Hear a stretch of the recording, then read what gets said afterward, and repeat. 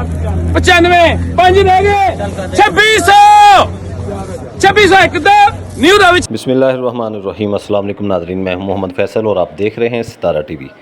उम्मीद करते हैं सब दोस्त खैरियत से होंगे। नाज़रीन, आज डेट है 14 जून 2026 बरोज़ इतवार। गल्ला मंडी उकाड़ा से मकई के रेट्स के साथ अब नाज़रीन की खिदमत में हाज़िर हैं। तो आज गल्ला मंडी उकाड़ा के अंदर तकरीबन कोई 85,000 के करीब बोरी थी मकई की 100 किलो वाली।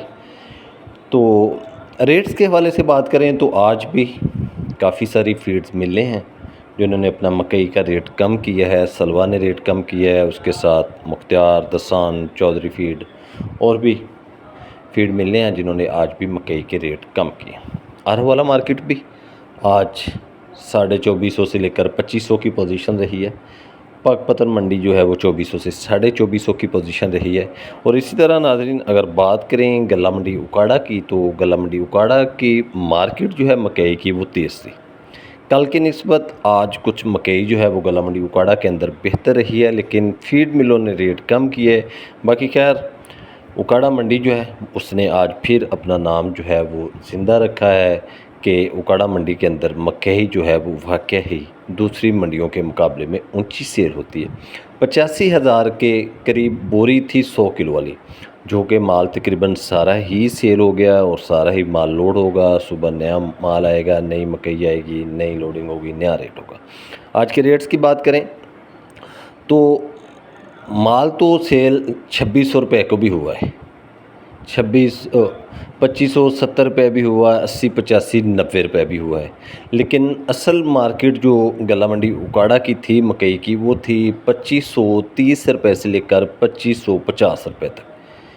मकई ज़्यादा जो सेल हुई या जो मार्केट हम कह सकते हैं वो 2530 रुपये से लेकर 2550 रुपये तक सेल होती रही।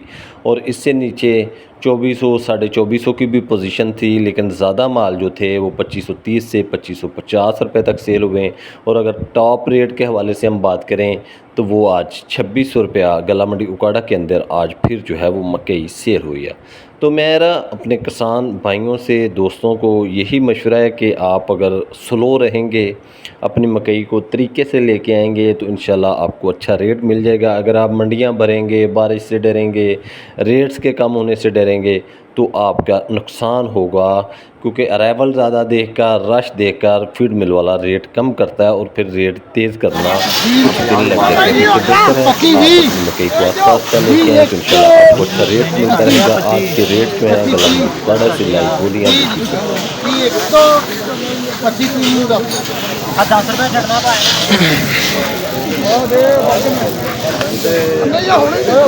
पाँच 10 15 और चौथी भी नाल 20 रुपये 25 रुपये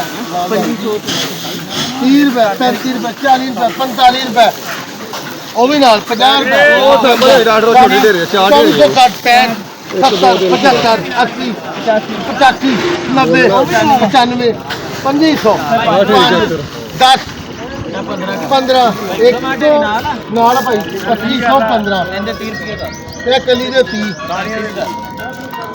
ਸਾਰੀਆਂ ਦੇ 20 40 ਕਲੀ ਦੇ 25 ਰੁਪਏ ਸਾਰੀਆਂ 25 ਸਾਰੀਆਂ ਦੇ 50 ਰੁਪਏ ਕਲੀ ਦੇ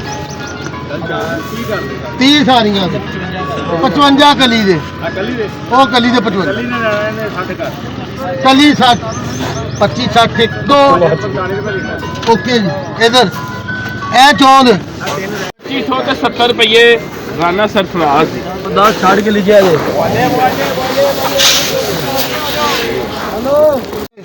हमारा शहर 95 2500 5 10 15 20 25 एक दो 25 ओके 15 रुपए निकलो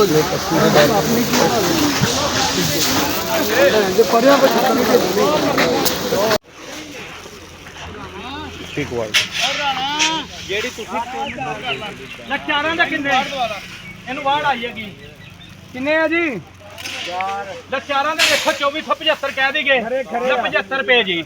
ਲੱਖਾਰਾਂ ਦੇ 75 80 ਰੁਪਏ 85 90 ਰੁਪਏ 90 95 2400 2500 ਰੁਪਏ 5 ਰੁਪਏ 10 15 1 2 ਲੱਖਾਰੀਆਂ ਢੇਰੀਆਂ 20 ਰੁਪਏ ਜੀ 25 30 ਰੁਪਏ 35 ਰੁਪਏ 40 ਰੁਪਏ 45 50 ਰੁਪਏ ਇੱਕ ਦੋ ਲੈ ਸਾਰੀਆਂ ਢੇਰੀਆਂ 25 50 ਮਦਨੀ ਐਸ ਢੇਰੀ ਨੂੰ ਵਾੜ 95 5 ਦੇ ਗਏ 2600 2601 ਦਾ ਨਿਊ ਦਾ ਵਿੱਚ ਆ ਦੇਖੋ ਜੀ ਬਾਜੀ ਆ ਸੈਂਪਲ ਆ ਗਿਆ ਮੇਰੀ ਗੱਲ ਸੁਣੋ ਨਾ ਉਹ ਤੁਹਾਨੂੰ ਦੱਸਿਆ ਇਹ ਆ ਦੇ 75 ਇੱਕ ਦਾ ਆ ਮਾਲ ਗਲਾਈ ਆ ਇਹਦੇ ਨਾਲ ਦਾ 95 ਇੱਕ ਦਾ 25 95 ਹਾਂਜੀ 2595